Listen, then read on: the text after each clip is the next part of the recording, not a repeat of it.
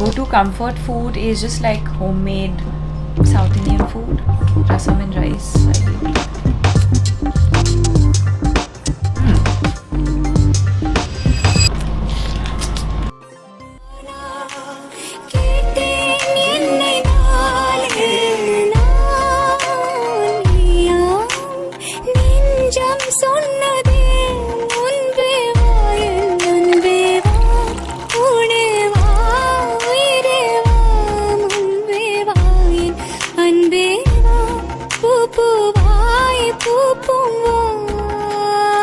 நிலவிடம் வாடகை வாங்கி விழி வீட்டினில் குடி வைக்கலாமா?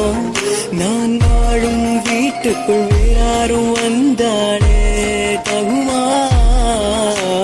தென்மலை தேக்க நீதான் உந்தன் தோள்களில் இடம் தரலாமா?